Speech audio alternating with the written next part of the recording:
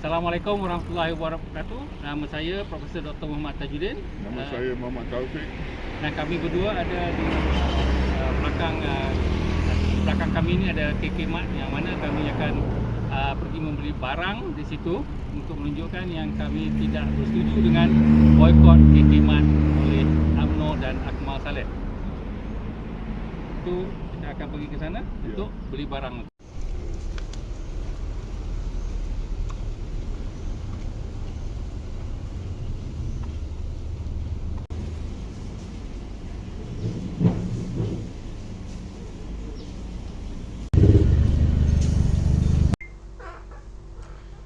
Bismillahirrahmanirrahim. Assalamualaikum warahmatullahi wabarakatuh. Tuan-tuan dan puan-puan, nama saya Profesor Dr. Muhammad Tajuddin dan saya berada di sini dengan rakan saya Taufik Tun Dr. Ismail, dan kami ingin memberi beberapa pembincangan dan juga nasihat kepada orang-orang Melayu dan orang-orang Islam, serta juga membantu kerajaan perpaduan untuk menangani isu yang meruncing dari hari ke hari.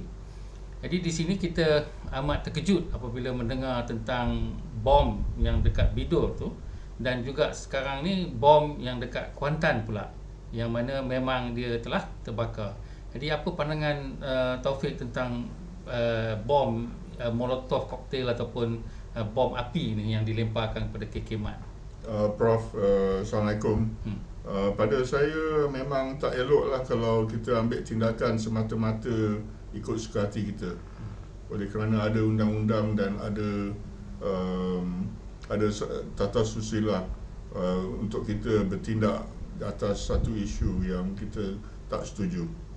Jadi kita dah dengar bahawa dah dapat banyak nasihat daripada teguran pun daripada Yang di-Pertuan Agong Sultan Ibrahim, kemudian daripada Perdana Menteri juga meminta untuk kita de-escalate ataupun kita meredakan keadaan, dan Mufti Pulau Pinang pun bagi saya pun ada mengatakan bahawa tak patut kita buat berlebih-lebihan. Kalau kita nak tegur orang pun, sepaham saya kita lebih, kalau itu satu kesilapan, maka kita boleh maafkan sebab ia tidak diniatkan. Saya faham ia tidak diniatkan. Bagaimana pandangan Taufik? Adakah Taufik rasakan KK Mart ni memang berniat jahat terhadap Islam? Pada saya tak masuk akal kalau sesuatu bisnes tu mengambil tindakan seperti mana yang yang dituduh ke atas KK Mart. Dan perkara tu melibatkan 5 stoken saja, bukan beribu-ribu. Dan kita kena ambil fikir juga tapis-tapis di mana benda-benda tu masuk ke dalam negara. Adakah pegawai custom kita juga bersalah untuk memberi kebenaran benda-benda tu masuk ke dalam negara? Mereka pun Melayu dan Islam.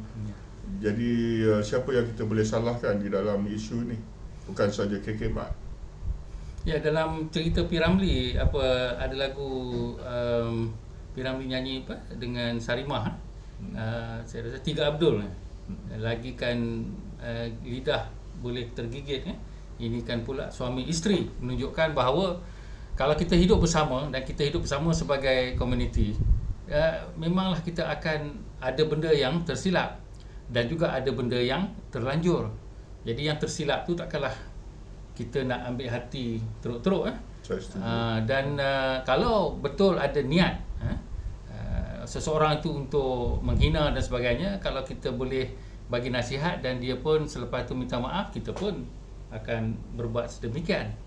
Jadi di sini kita nak kena tengok balik kepada pelajaran kita dari sudut Rasulullah.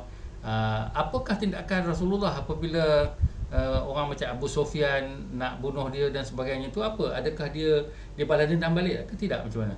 Tak, itu pada bacaan saya Rasul memberi maaf kepada mereka, dan ini menjadi satu ajaran pada kita semua. Jadi bila bagi maaf, apa jadi pada Abu Sufyan? Dia masuk? dia masuk Islam. Dia masuk Islam dan jadi pentadbir yang baik dan sebagainya. Ya, memang. Jadi lesson daripada situ adalah pemaafan tu adalah lebih hikmah daripada kita bertindak seperti teroris yang membunuh orang dekat Russia dan juga dekat konsert-konsert IS ni, yang mana ramai yang menganggap bahawa inilah kerja orang Islam, iaitu menjadi hero kepada Islam, menjadi pahlawan kepada Islam, menjadi jihad kepada Islam. Tetapi mereka tak dapat tahu bahawa ini adalah satu aspek bully ataupun aspek yang macam gangster lah, untuk menakut-nakutkan orang, bukan dengan cara kita berdamai dan juga berhemah, tetapi dengan cara ugutan. Ya, betul. Jadi kalau di sini apa sepatutnya kita nasihatkan kepada kerajaan perpaduan, dan apakah ruang yang harus kita berikan kepada mereka? Pada saya, isu yang penting adalah cara kita mengajar Islam kepada budak-budak kita dan orang lain. Oleh kerana fahaman Islam tu memang lari daripada tujuan Islam yang sebenarnya. Jadi kalau kita lihat ada cubaan oleh kerajaan untuk macam nak kontrol sedikit social media ni di bawah Fahmi, ada banyak bangkangan daripada civil society dan orang-orang awam mengatakan bahawa ini mengekang demokrasi. Tetapi kalau demokrasi, apa yang dikatakan freedom of speech without conscience and responsibility ini dibenarkan berleluasa, adakah ini boleh mengakibatkan satu musibah yang besar kepada kita?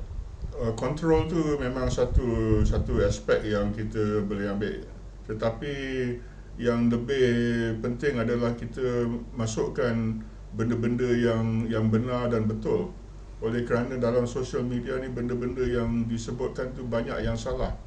Jadi kalau kita ikut social media, mungkin kita ikut yang benda yang salah, tetapi benda yang benar tu kita tak dengar cukup. Ya, sebab tu kita pun cuba buat podcast yang sebegini adalah untuk cuba menjernihkan isu-isu. Contohnya macam isu kekemat tu, kita nak kena tahu bahawa nombor satu, kita tak tahu pun hujung pangkal niat. Yang kita tahu benda tu terjumpa. Jadi kekemat telah mengakui bahawa itu kesilapan, dan mereka pula telah di-charge, dan saya nak tengok sama ada bolehkah mahkamah dapat charge mereka atas niat.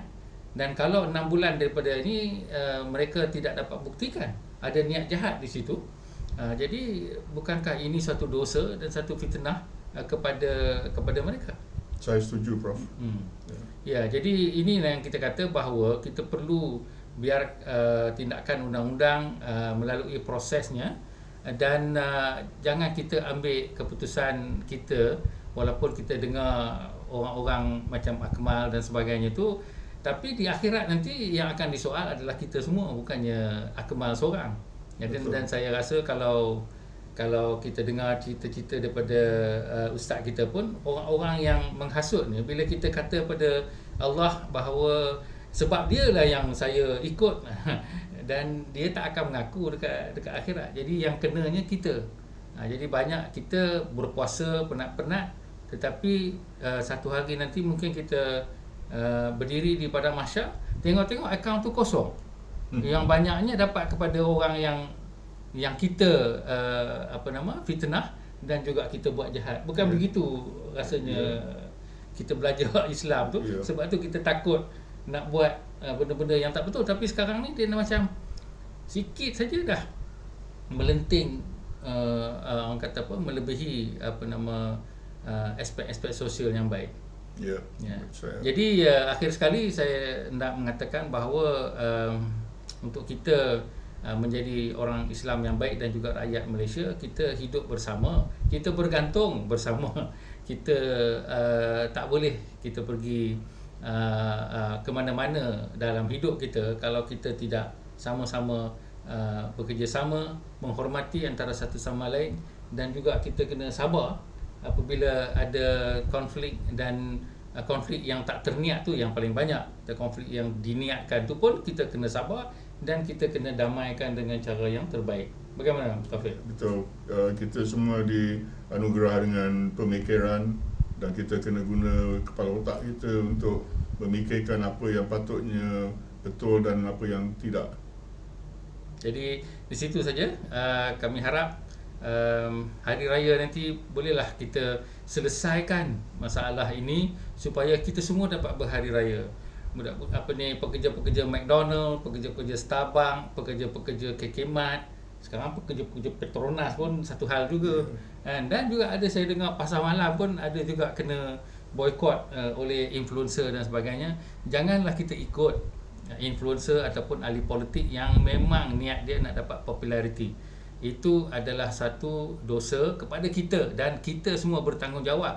Sebagai rakyat kita boleh dipersalahkan oleh polis, dan sebagai Islam kita boleh juga dipersalahkan oleh Allah Subhanahu Wa Taala sendiri kerana kita yang mempercayainya tanpa satu, belas kasihan atau kesabaran, dan yang keduanya tanpa usul periksa siasatan yang lebih mendalam. Baik, sekian, terima kasih. Assalamualaikum. Salam.